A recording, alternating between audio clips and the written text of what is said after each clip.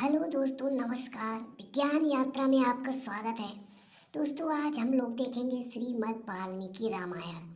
दोस्तों, श्रीमद् वाल्मीकि रामायण में ऐसा क्या लिखा है जिसको लेकर कंट्रोवर्सी उठ रही है और बताया जा रहा है कि वाल्मीकि रामायण में बहुत सारी गलत चीज़ें हैं जो लोगों को बताई नहीं जाती हैं, जो सीरियल में आपको टीवी में दिखाई नहीं जाती हैं। तो आइए देखते हैं इसमें ऐसी क्या चीज़ें लिखी गई हैं जिसको लेकर कंट्रोवर्सी उठ रही है। तो चलते हैं, हम यहाँ पे देखते हैं। इस बुक के बारे में पहले देख लेते हैं। ये हमारे पास बहुत पुरानी बुक पड़ी थी, हमने उसमें देखा है। हम नई बुक से भी आपको दिखाएंगे, लेकिन पहले पुरानी बुक में देख लेंगे। फिर बाद में हम ये ख़त्म हो जाएगी जब बुक, तो नई बुक से हम लोग देखेंगे। देखिए, श्रीमद् वाल्मीकि रामायण हिंदी अनुवाद सहित है। बाल कांड, देखिए इसमें 7 कांड है। हम लोग एक एक कांड करके देखेंगे। पहले देखेंगे बाल कांड में क्या लिखा है। देखिए चतुर्वेदी द्वारका प्रसाद शर्मा इसके अनुवादक हैं। और यहाँ पे इसके प्रकाशक कौन है? राम नारायण लाल, पब्लिशर और बुक सेलर इलाहाबाद। देखिए, ये 1927 में ये बुक जो है पब्लिश हुई थी। इसका मूल्य उस समय 2 रुपये था दोस्तों। जी हाँ दोस्तों, उस समय इसका मूल्य 2 रुपये था। आज इसका मूल्य लगभग 1000 रुपये होगा। तो आइए देखते हैं इसमें क्या लिखा है। तो सीधा हम चलते हैं विषय सूची में और देखते हैं सर्ग 14। देखिए, जो विवाद उठ रहा है सर्ग 14 पे उठ रहा है। तो सर्ग 14 में से क्या लिखा है कि जो उस पर विवाद उठ रहा है। तो यहाँ पे देखिए, यहाँ पे सर्ग 14 हमें मिल गया है। पेज नंबर 107 पर है। पेज नंबर 107 से 119 पे। तो सीधा हम आपको ले चलते हैं पेज नंबर 107 पर। तो आइए हम लोग चलते हैं 107 पे हम लोग पहुंचने वाले हैं दोस्तों। देखते हैं उस पर क्या लिखा है। दोस्तों, 107 पेज पे हम लोग पहुंच गए।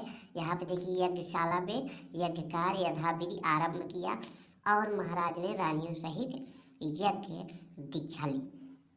तो दोस्तों, अब यहाँ पे बाल कांड ये 13वां जो है सर्ग पूरा हो जाता है। अब 14वां सर्ग यहाँ से शुरू होता है। तो दोस्तों, 14 सर्ग में बहुत सारी बातें लिखी गई हैं। मैं इसका आपको एक सार बता देता हूँ कि इसमें क्या है। देखो, दशरथ की 3 रानियाँ थी, उनसे कोई उनको पुत्र नहीं हो रहा था दोस्तों। इसीलिए उनको कहा गया कि अश्वमेध यज्ञ करवाइए, जिससे आपको पुत्र की क्या होगी, प्राप्ति होगी। तो ब्राह्मणों ने ये उनको सलाह दी। तो आइए देखते हैं जहाँ कंट्रोवर्सी उठ रही है। ये दोस्तों बाल कांड का ये 14वां सर्ग है। हम चलते हैं श्लोक नंबर 30 पे। सीधा 30 में कंट्रोवर्सी उठ रही है, तो सीधा 30 पे ही चलते हैं। देखते हैं 30 में ऐसा क्या लिखा है। तो दोस्तों, हम 30 पे पहुंच गए हैं।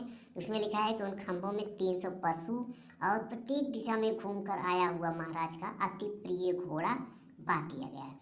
तो दोस्तों, इसमें क्या होता है ना कि ये घोड़ा छोड़ा जाता है जो सारे जगह विचरता है उनके राज्य में, फिर वापस उसको लाकर बांध दिया जाता है। फिर उसके साथ आगे क्या होता है आइए देखते हैं।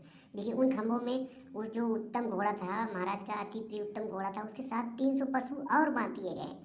तो यहाँ पर देखिए, उन खंभों में 300 पशु और प्रत्येक दिशा में घूमकर आया हुआ महाराज का अति उत्तम घोड़ा बांध दिया गया है। देखिए, कौशल्या जी ने यहाँ पे क्या किया। कौशल्या जी ने उस घोड़े की अच्छी तरह पूजा की और प्रसन्न हो 3 तलवारों से उस घोड़े के टुकड़े किए। अब देखिए, यहाँ पे पहले तो कौशल्या जी जो महाराज की प्रिय रानी होती हैं, वो उस घोड़े की पूजा करती हैं जो चारों तरफ से घूम के आया हुआ है। फिर क्या होता है, फिर होता ये है कि फिर उसको तलवार से 3 बार वार करके उसके टुकड़े टुकड़े कर देती हैं। तो देखिए, इसमें यहाँ पे क्या होता है कि पशु की बलि दी जा रही है। पुत्र की प्राप्ति के लिए पशुओं की बलि दी जा रही है। तो दोस्तों, आप लोग खुद फैसला कर लीजिए ये बात सही लिखी है कि गलत लिखी है। आगे हम चलते हैं।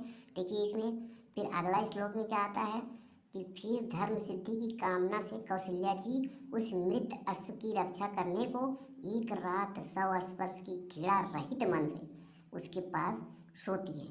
तो देखिए, यहाँ पे क्या होता है, जो प्रिय रानी होती है ना, उसकी वही हत्या करती है और एक रात उसके साथ 100 को स्पर्श कर, मतलब उसके 100 को लिपट कर सोना होता है दोस्तों। फिर आगे क्या लिखा है आइए देखते हैं। फिर होता होता आधुर, होता मतलब उसे बोला जाता है जो यज्ञ करवाते हैं, आधुर भी उसे बोला जाता है, और उद्गाता। देखिए, फिर होता आधुर और गाताओं ने कौशल्या जी को परिवृत्त को तथा यहाँ वाता को अश्व के साथ नियोजित किया। जितेंद्रीय ऋतुजों ने उस घोड़े को चर्बी ले यथा विधि अग्नि पर चढ़ा उसे पकाया। तो दोस्तों हिंदी बहुत पहले की है, थोड़ा इसमें प्रॉब्लम आ रही है, आप लोग समझ जाइएगा।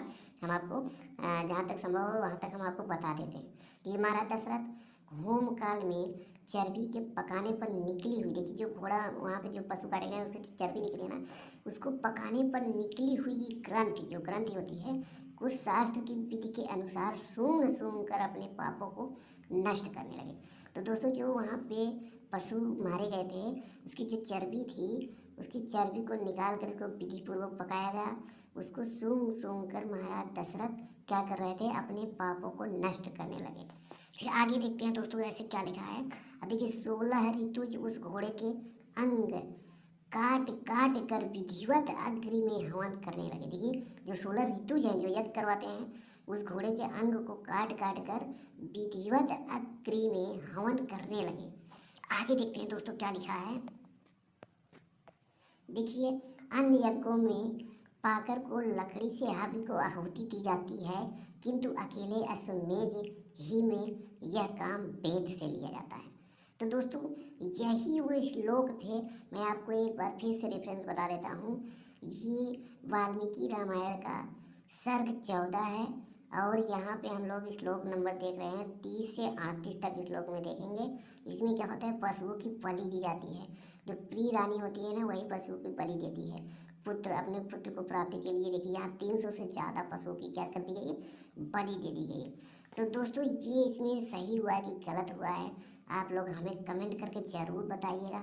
वीडियो देखने के लिए धन्यवाद।